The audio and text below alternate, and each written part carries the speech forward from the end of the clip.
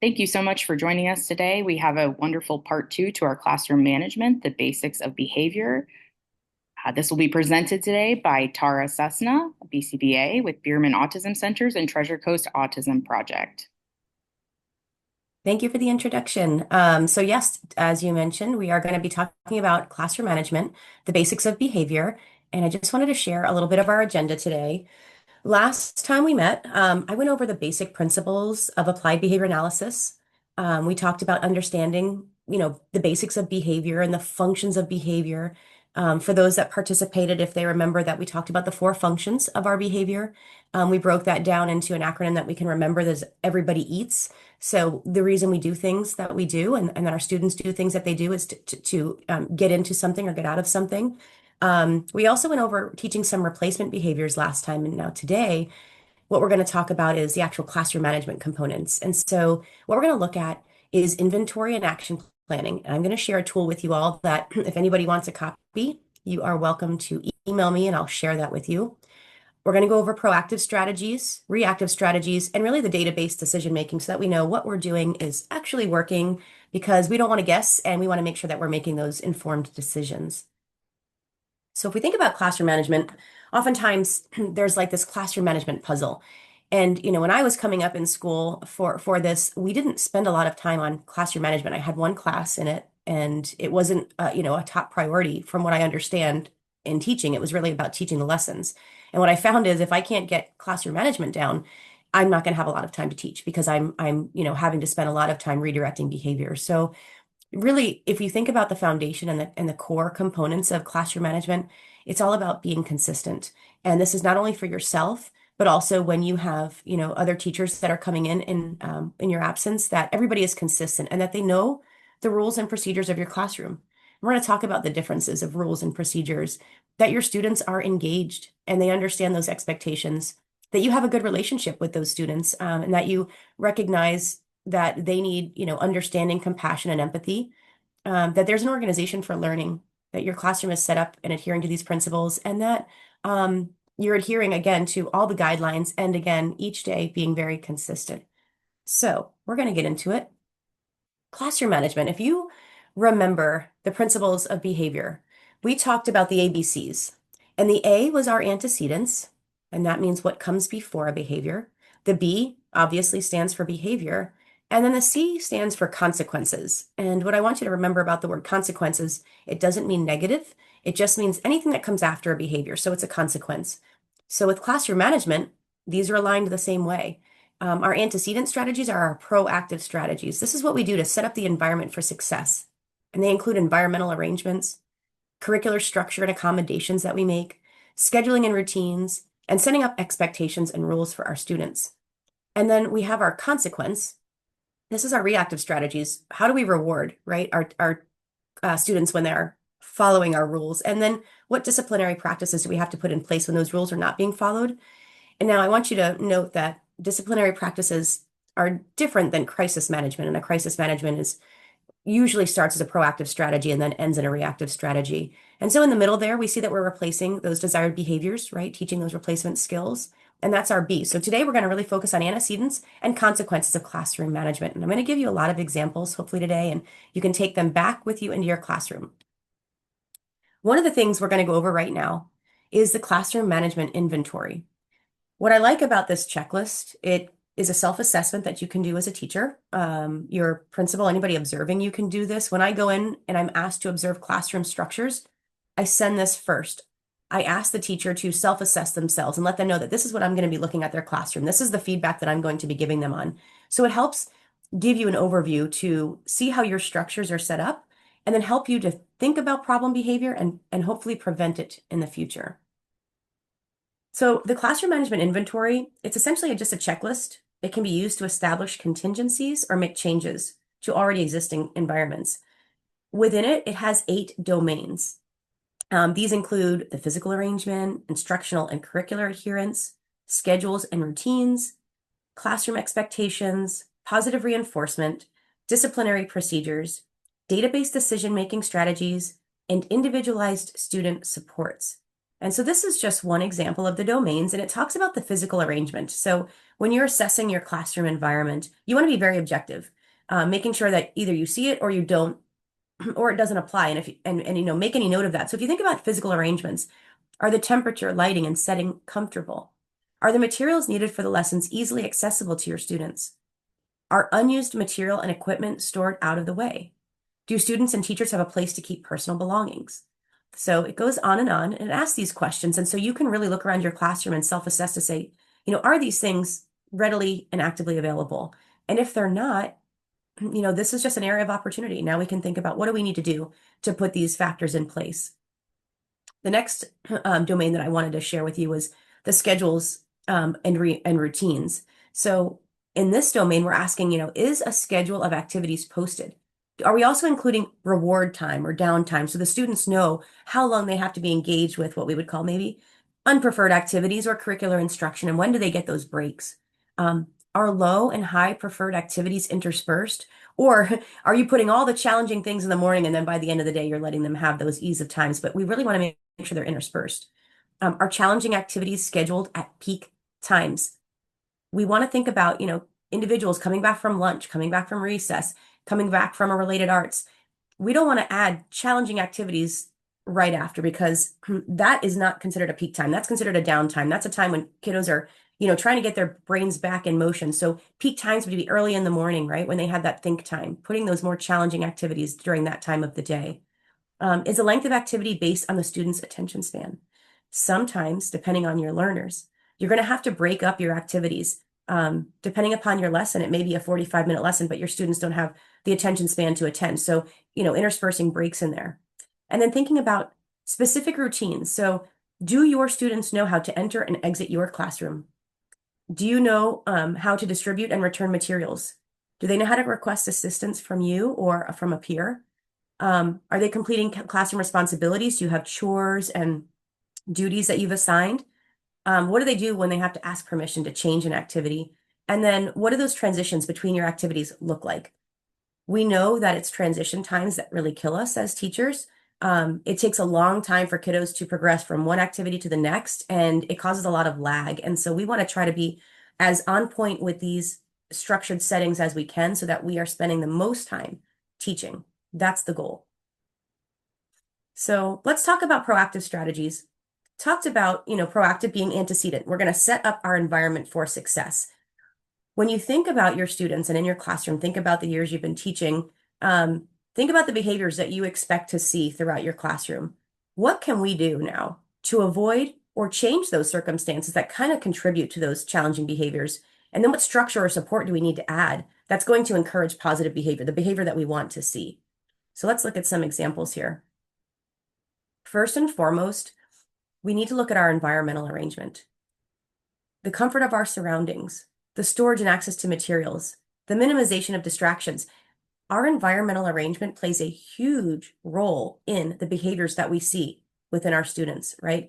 If we don't have these things in play, we are going to be managing behaviors in some way. So how are we minimizing those distractions?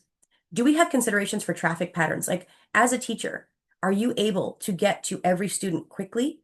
Are you able to make sure that they can access their materials and they're not having to travel from one end of the classroom to the next every single time? Like making sure that there's a way that kiddos don't have to intersperse throughout their day all the time. How about supervision, safety, and seating?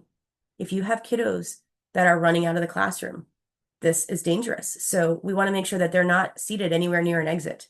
What are the things that you have that are maybe hopefully preventing them from getting to that door before you can stop them? Hopefully your desk is closer to the door than theirs, and that's what we want you to think about. And then your functional room arrangement. There's different ways to set up a classroom. There's no right or wrong, but if you're not able to access every single student quickly, that's a problem, right? That we want to make sure that people aren't getting hurt. This is just one example of a classroom arrangement. You'll see in this picture that they're set up in what we would call pods, with little teams of learners. So this is grouped in, teams of 6 and of 4. And this is one way that you can arrange your classroom. But what you can see is the traffic patterns are clear. The teachers can make their way in between these aisles and these rows. The kiddos see there's rules on the board, there's expectations. We want the classroom to function as well as it can be so that this is now you're going to be your prompt for those expectations and you don't have to verbalize it every time. Curricular variables on the slide that I have right here, they're also associated with challenging behaviors in the classroom. And in fact, the research in behavior analysis has demonstrated that simply manipulating these features can significantly improve behavior. So think about the engagement of your students, the pacing of your instruction, the variation of your instruction, how difficult or challenging, what kind of feedback are you providing? Are you making your students accountable for their learning? What interest level are they within the lesson? And then what adaptations do you have to make? And it's not only students with 504 plans and IEPs that might need adaptations. I want you to think about your learners and consider what kinds of things you can do. So some adaptations I've seen are students are fidgety and maybe a seat and a desk are not the best environment for them. Maybe they need a bouncy seat, or maybe they need to stand near their desk. Like maybe they can go work in an area where they can sit on a beanbag and do their work. So what kind of adaptations do we make? And how do we make it so that we want the students to want to learn, right? If we can't get them excited about what we're about to teach, we're going to lose them. So we have to think about the engagement.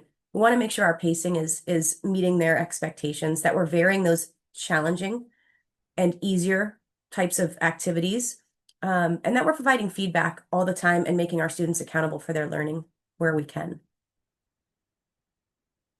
So there's also some scheduling considerations for academic instruction. So if you think about structuring support, what accessibility do your students have for the materials? Think about if every time your student needs to sharpen their pencil, they have to ask you and you have to go sharpen it for them because it's too high on the wall, or it's in your desk somewhere. Like making sure that these things that they're going to need, the tools that they need to do learning, are easily accessible and that they know when they're able to access them and if they have to, ask permission to do so. There's also something called the Premack principle. This is called like the grandma's law. You can't, have any pudding if you don't eat your meat. This is what, Pink Floyd said to us. So we think about, what do I have to do first in order to then achieve reinforcement? How am I varying my lessons? Think about your learners, think about the activities that you're teaching, and think about the length of those lessons. How do we break them up so that you're maximizing those times? And I know that as teachers, we're told between these times and these times, I have to teach this lesson. And between these times and these times, I have to teach these lessons. But I think you could also consider embedding breaks, interspersing some other things within that so that they have time to get engaged with what we're trying to teach. Every classroom should post a classroom schedule. Your kiddos and anybody entering your classroom should know exactly what we're going to be doing throughout the day, and if not, the week. And so you'll see this is an example of a classroom schedule breaking down Monday through Friday. We know when our recess and lunch are happening. We can see when we're dismissed. We can see even on early dismissal that our lunch and recess remains the same. That's good to know because I know I get a break in there. I can see where I have math and morning meetings. And then I can see where I have, my science, my quiet time, library, related arts. They're happening in my afternoon. So this is something that's really important. You can do it in multiple ways. If you're in like an ESE unit, for example, this is going to be far too much information, I am sure. So showing one day might be appropriate. And, maybe just having the activity that you're working on visible, and then the other ones are covered up. And then when we finish math, a student can peel that off and they can see, oh, science is next, for example, or you can have somebody come and check this and now we can see what's happening next. We want to do it in a way that our students can have a little bit of control by visibility of what they can see. And what I think is also nice is if you have the ability to give students control, what would they like to learn first, next, and last? How do they want to structure their day? And you can do it a very you could be diplomatic in that and say like, guys, let's take a vote. What are we going to start with today? I want to share with you classroom routines, and it's really important that we develop these routines. And I tell you, when I start the beginning of the year and I have my students for that first time, I spend 9 weeks focusing on classroom routines. These are as, inherently as possible, important as me building out my lesson plans.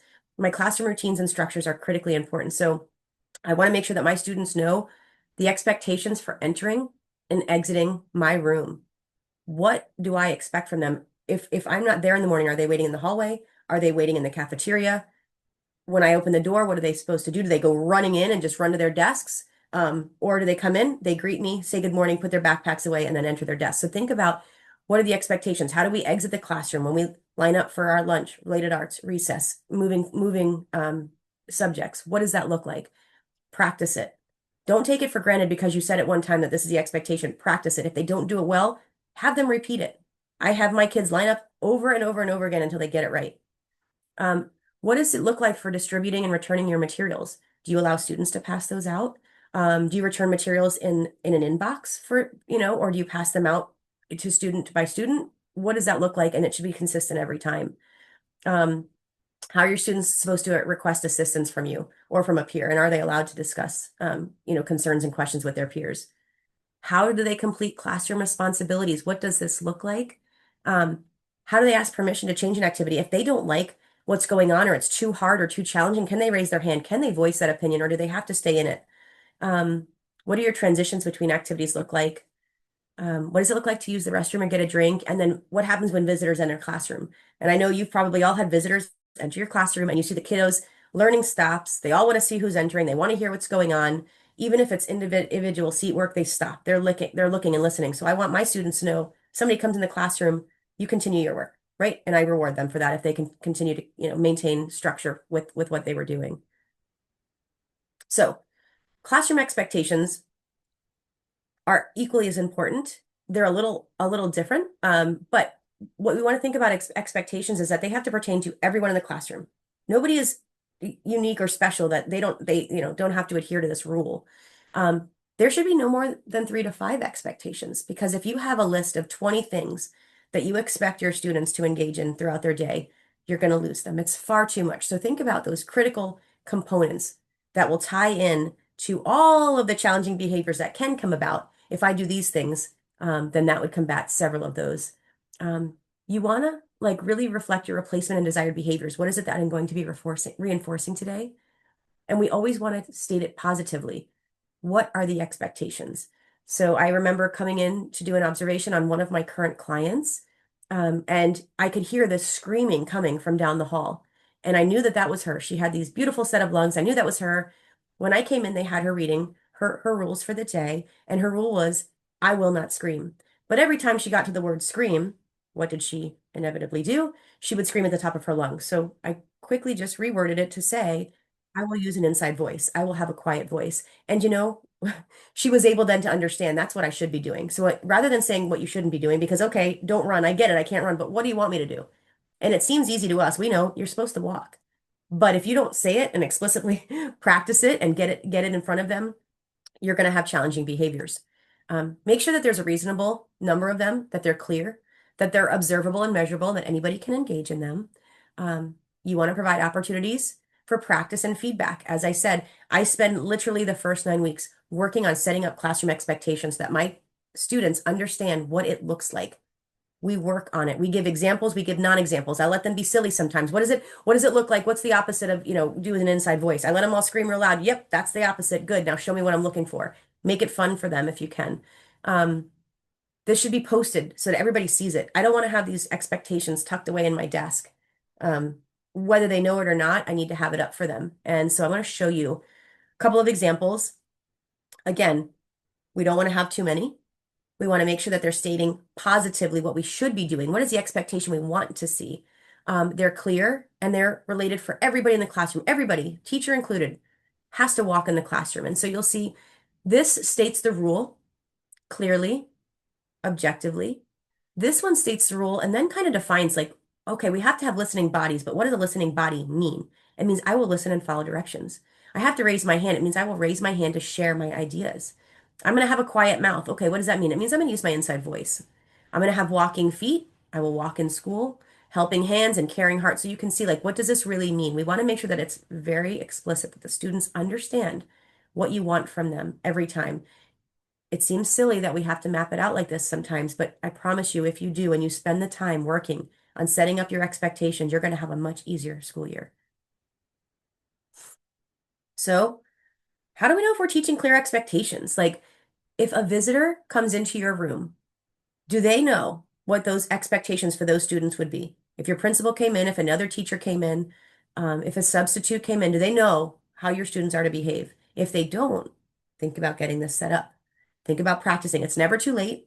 It's never too late to practice, even if it's the middle of the year. And I like to revisit in the middle of the year after Christmas, or holiday vacation. We're practicing the rules again because guess what? They all go out the window. Everybody forgets whatever happens. I don't know, but they forget the rules in my classroom, and we start again and we practice, and I make it fun for them as much as I can.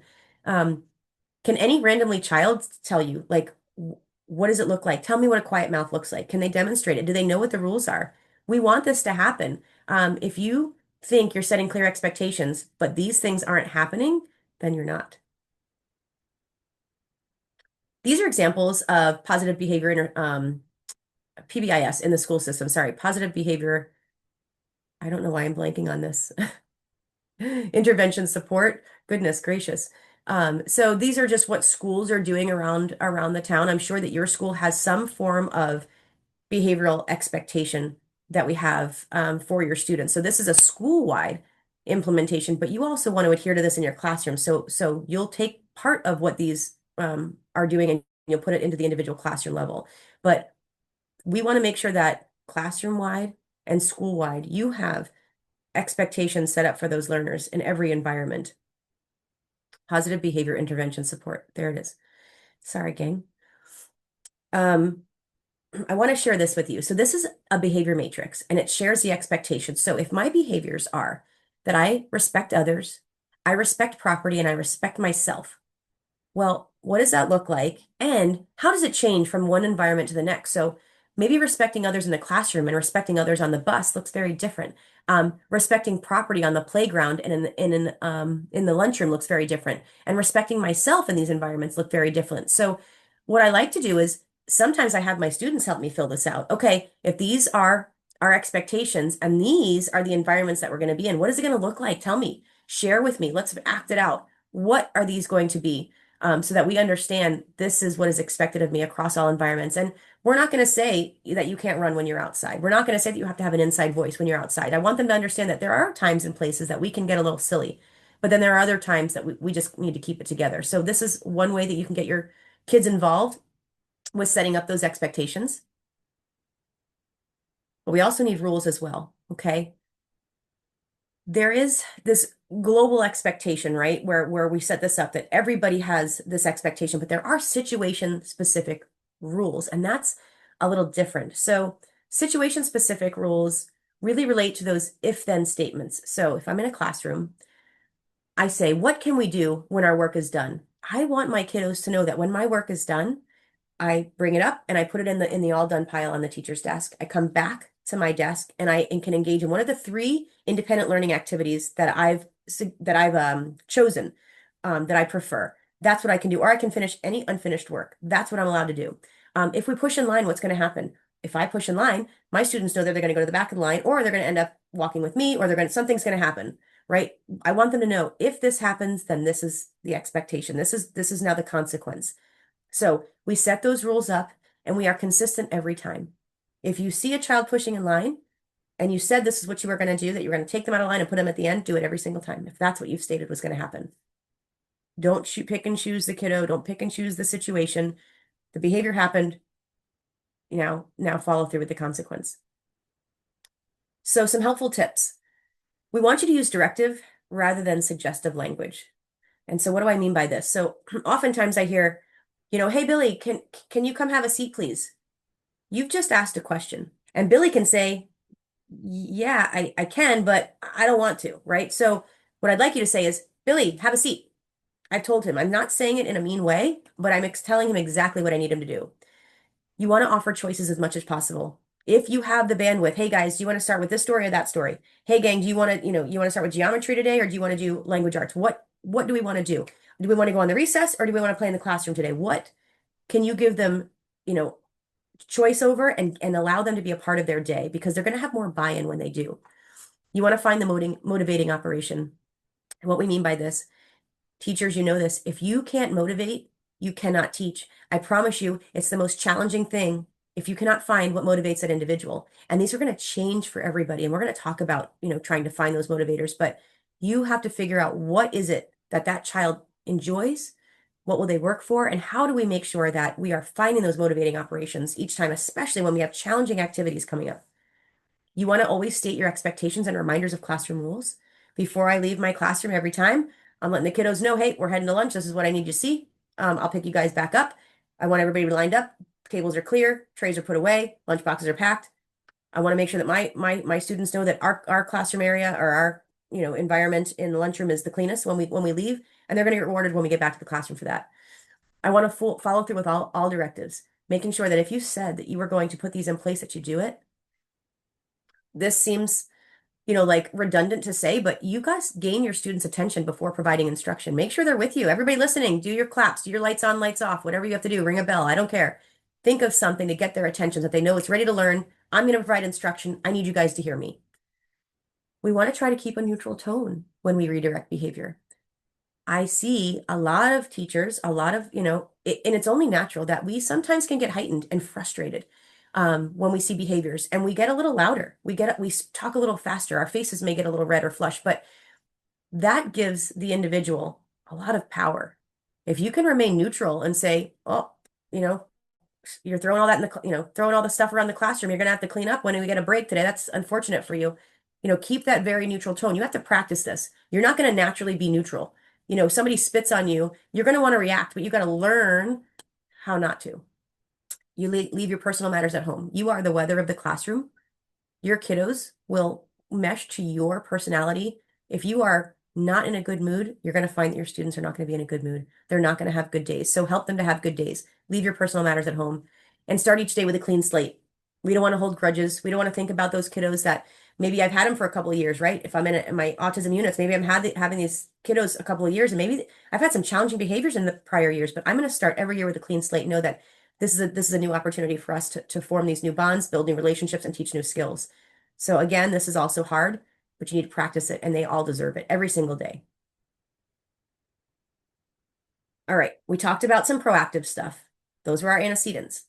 Now I want to talk about some reactive strategies. These are our consequences, not consequences as in bad, consequences as in what happens after a behavior, a positive or a negative behavior. So pretty simple. We want to maximize rewards when kiddos are engaging in the behaviors we want to see. And we want to minimize rewards. We want to take them away, right? We don't want to allow those rewards to happen if problem behavior is present. So there's two reactive strategies that I kind of want to get into today. And one is pivotal praise, and the other is planned ignoring, because at times behaviors do come up. No matter what we've tried, we've set up the environment, we've set up our rules and expectations, we've got our reinforcement procedures in place. We think we're doing great, and behaviors happen, and they're going to happen, and that's fine. So what do we do about it when they do? So a couple of things. The first one is pivotal praise, and this works really well. If you think about the functions of behavior that we talked about earlier, we talked about everybody eats. So E is our escape. That's escape or avoidance behavior. A is our attention. And this is where I wanted to call your attention now, because pivotal praise works well for that attention maintained behavior. T, that's that tangible. And then S is that sensory. But for kiddos who are trying to get attention from either you or from their peer, those class clowns, those kiddos that like to flop around, throw things around, curse, spit, whatever it is, burp loudly, we're going to praise children that are near them for following the directions. Anybody that's not engaged in that is not going to get attention from me. Everybody else that is, getting high fives, getting stickers, getting whatever it is that they find reinforcing. I'm going to call some of them up to the room. Hey, you did such a good job. I want you to go choose your job for next week. Or I want you to go give yourself, a ticket for the classroom. I want you to go get a reward. And then remove attention from children not behaving. Attention, as little as you may not realize, but it's even eye contact. It's verbal or corrective statements. It's proximity. Being close to somebody is providing them with attention. So there's ways to remove attention. So thinking about not adhering, not looking in the direction, not standing closer to, but giving the praise and the attention to those that are doing what you want them to be doing. You don't have to stop instruction. You can simply give high fives as you're talking to the kiddos doing what you want them to do. The other kiddos will soon fall in line. Now, planned ignoring. This is another reactive strategy that we can put in place, but it's a removal of all social reinforcement. And I talked about this, eye contact, proximity, and vocalizations. we had a planned ignoring practice put in place one time, and I went in to see how the aides were doing with it. And we had the kiddo screaming, falling to the ground, doing all of his things. And she kept saying to him, I'm ignoring you. I'm ignoring you. Hand in his face, I'm ignoring you. But what she wasn't doing was ignoring him. She was giving him, all this attention, flooding him, the verbal. She's close to him. She's putting the hand up. She's doing all the things. So I had to pull over and show her. And that was my mistake. Like I have to teach what ignoring really looks like, right? That's where I could have been clearer to say, what does attention really look like? And he was getting all kinds of it. So again, reinforcing a behavior that we didn't want to see. There's types of rewards. And so we want to set these up in our classrooms whenever we can, tangible. These are those items that we can touch, right? These are your stickers and your candies and your, whatever it might be. Social. This is time with friends, lunch with teacher, you know, high fives, looking at them. Token systems. This is really great. And then activities like we can go extra recess, or you can go play on your, preferred item. Go, you can stay on the computer a little longer. Now there's reward systems that we want to put in place. So these systems need to be directly related to the expectations and the rules. They need to be age appropriate, and they have to be preferred by students. Remember that kiddos change like their interests rapidly. And we don't want to offer necessarily, time and recess. And this would be ridiculous for a high school individual, but maybe that high school individual would appreciate some time on the computer, right? So that kind of stuff, or maybe some extra time with friends, or they can choose where they want to sit at lunch if that's not allowable. It has to be relevant to the behavior, and it has to be varied periodically. If you're always thinking that a child is going to work for a high five or a sticker, it's not. And if a child is expected, for example, to pay attention to a 45-minute lesson for a sticker, and they also get a sticker just for putting their, book in their desk, well, think about it, like, you know, it's not enough. It's not dense enough. I don't want to sit here for 45 minutes and pay attention when I haven't been able to do it all the time, and you're going to give me just a sticker. Not okay. So figure out what you're going to do. How are you going to densen that reinforcement for those more challenging expectations? Make sure that the access is controlled. So when they earn it, they receive it. We want to make sure that they're getting these reinforcers, that the expectation is put in place, and we are consistent with our reinforcement.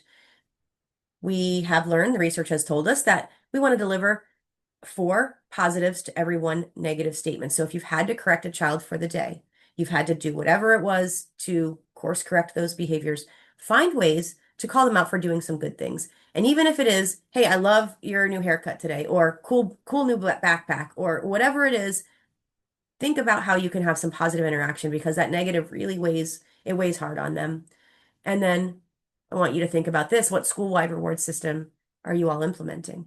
And if you're not, I'm sure you are, but if you're not, think about, talking to your principal about, adding that in, because you need to have something school-wide as well as classroom-wide.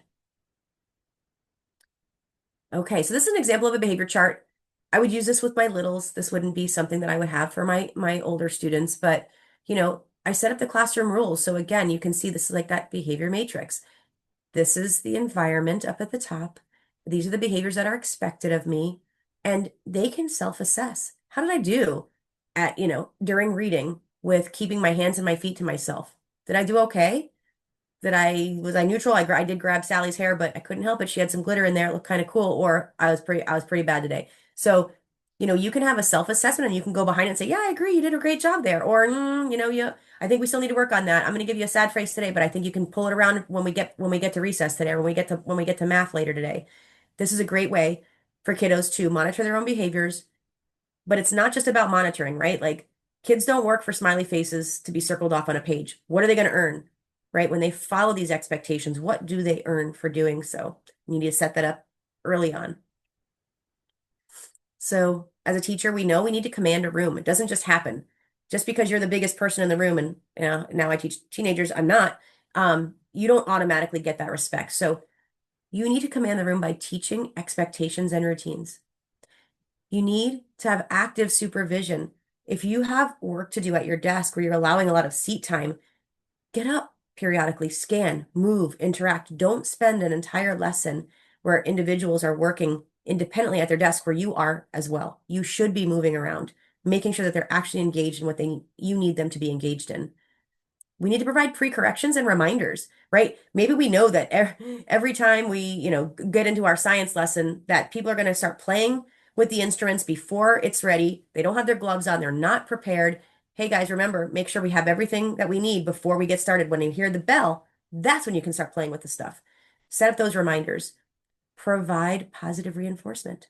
Provide that positive praise, provide those tangibles, provide whatever it is that your students are going to work for, but find out what that is because it changes for everybody in every classroom in different grades and different ages, but figure out what that is. And we always want to fade it to that natural contingency of reinforcement. Something that's, easy to do is just providing that verbal praise. You want to develop a reinforcement plan. You have your management strategies. Now, what's your reinforcement plan going to look like? I know I've set up my expectations. This is what I want my kiddos to engage in, but what am I going to do with them?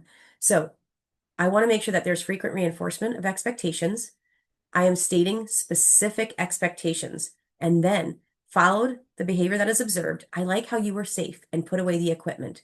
So rather than saying, good job, Jenny, I'm saying, I like how you were safe and put away the equipment. I talked about the word safe, putting away equipment. Jenny knows next time that that is exactly what I want to see from her. And so do the peers around her because now they've heard me do it. You want to fade from predictable reinforcement to unpredictable. Sometimes, if we've always been providing some kind of, sticker chart or some type of tangible, get something unique. Maybe you do a mystery bag and maybe you put mystery motivators in there and they can go in and feel into the bag and pull out their own reinforcer. They don't know what they're going to get. Think about ways to make it exciting and different. Flood students who are demonstrating appropriate behavior around children demonstrating problem behavior. You don't want to reinforce those problem behaviors. And at times, we can't ignore the problem behavior. Sometimes if it's dangerous to the child or those around them, we have to intervene. But if it's not, if it's what we call junk behavior and they're maybe just flopping, they're not engaged in the right activity, they're making noises, I'm going to flood the kids that are around them and I'm going to see if that turns their behavior around. There's common complaints that I hear from teachers. Nothing reinforces this child. There's nothing. Can't find it.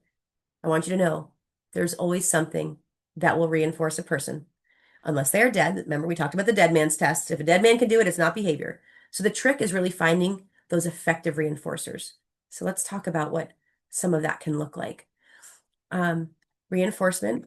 Remember, positive reinforcement is something added to the environment that increases the future frequency of an individual's behavior. So reinforcement is individual.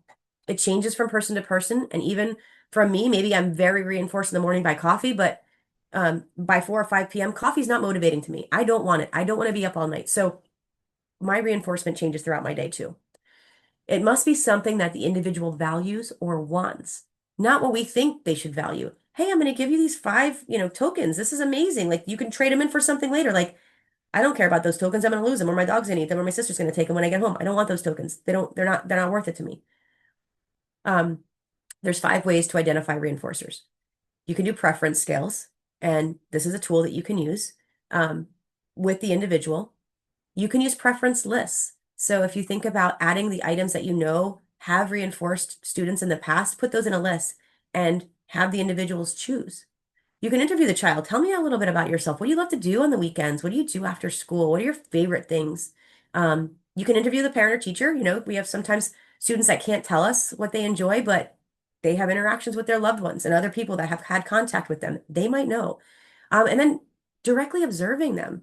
And what's pretty cool about direct observation, I had a kiddo who, loved magnets. Mom said he will work, all day. He wants to put magnets on the fridge all day long. I'm like, pretty cool. Well, you know what? At that time, my kids were little and they had these things called bakigans. And bakigans were these cool little magnetized balls that when you rolled them across these magnetic cards, they would pop open. And so, okay, now I can expand upon that. He likes magnets. Well, guess what? I also have these magnetic rocks that are pretty cool as well. So now I can introduce other things that might be made more age appropriate than just kind of putting letters on the fridge, which are more isolating. He can play bakigans with me. He can help me with my magnetic rocks. And then he can engage in social interactions with others.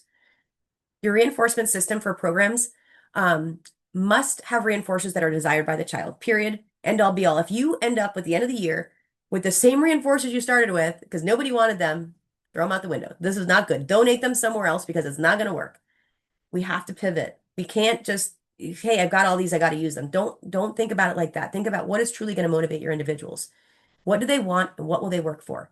If you can't motivate, you can't teach. I don't care who you are. Period. Motivate them. The types of reinforcement that you'll find. There's natural positive reinforcers. So you can be the team captain, you can help the custodian, free time to use special equipment, edible reinforcement. So sometimes they're allowed to have this in the classrooms. If they're not, I understand, but think about edibles that you can provide to them. Material reinforcement, maybe the child likes coloring. You could give them keychains or stuffed animals, and then social reinforcement, smiles, comments, flooding them with attention, looking at them, close proximity to them.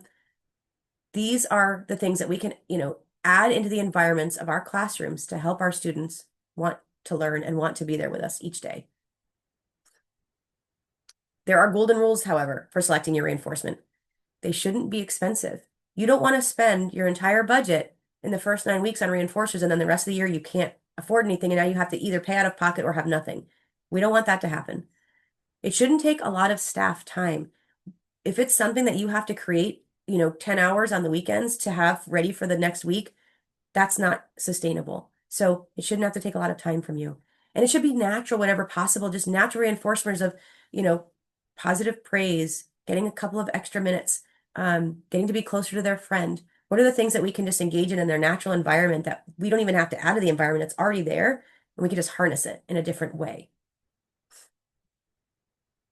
I love to have stores for reinforcement, so I do use token economies in my classrooms.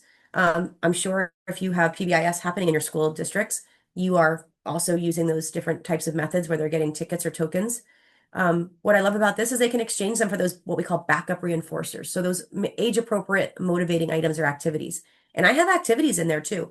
My store is not just filled with things for them to like tangible items. It's also things for them to engage in or do. And I have to, put the contingencies in there. Like if it's extra recess time, well, it has to be on days that we go out for recess. If it's, time with friends, it has to be on a day that we're not going to be doing, specific tasks for our curriculum because I can't have you taking time away from that. But I promise you on these days, this is when you can access it. And the children should be able to exchange those groups of tokens for those group-wide rewards. So think about how you're setting up the reinforcers in your classroom. If you want to set up some kind of store, it makes it fun. It makes it varied. This way they can go and choose their own thing. And it helps you to, again, have backup reinforcers. So you don't have to give out something every single time. They're able to work for that ticket, that token, whatever. And then eventually over time, they're going to earn something pretty cool. So now we have to ask ourselves, we've talked about antecedent strategies. We're setting up our environment we're predicting what behaviors might happen. So we want to now, reduce or eliminate the chances for that. We talked about the consequences. Now we've got our reinforcement system in place, but are they working? Like, is what I'm doing, is it effective? Well, this is where we have to make database decisions. And so I'll know that my strategies of effective classroom management are working if my behaviors of concern are starting to diminish, if my replacement and my desired behaviors are increasing, if I have my students that are able to focus more, longer periods of time, they're turning in work, they're doing good work, their hands are to themselves, they're following those rules. Are the students completing academic assignments and demonstrating progress? This is critically important, and it's something as teachers we're getting assessed on. We're getting assessed on whether or not our students are progressing. And is the classroom running smoothly? Is it an enjoyable place to learn and work? If you are coming in every day frustrated, not wanting to be there, I guarantee that's how your students are entering their classroom too. Make it enjoyable. And you can do this by, again, working on your classroom management strategies. So if we're doing database decision making, we really need to assess. We want to look at our environment. We want to say, does this make sense? It's this continual process, right? Assessment. Then we're planning. I have to spend time planning. As a teacher, if I'm only planning my lessons and not my classroom management, I am going to have a fail. Students will not respond to a system that isn't there, right? If you set that in place, they will start responding. Be consistent. Implement it with consistency and evaluate. Evaluate frequently and ask others too. Ask other teachers like, hey, I've been putting this management plan in place for my kiddos in lunch. I know you've been in there. How are they doing? In your opinion, has it gotten better? That's what we want to make sure that others are noticing those challenging behaviors diminishing and replacement behaviors really coming to the forefront. So, I leave you today in closing. Teaching behavioral management, it's important as planning your lessons. And I keep saying it, and I know that it takes time, but I promise you, if you spend the time, you are going to find that your days are a lot easier, and so are your students. All students can succeed with the right environment. I promise you that there is something that your students are reinforced by. You have to find it. The work we do up front in creating classroom management systems will set us up on the right trajectory for the entire school year and years to come. You are not alone, and you can do this. So I trust that all of you are going to do, great things with your classes this upcoming school year. If anybody has questions for me, I'm happy to email. If you need any resources, I'm happy to share those as well. If anybody wants a classroom management inventory, I would love to share that too. I want to give you my email here so that you have it. And I just thank you all for joining today, and I appreciate your time.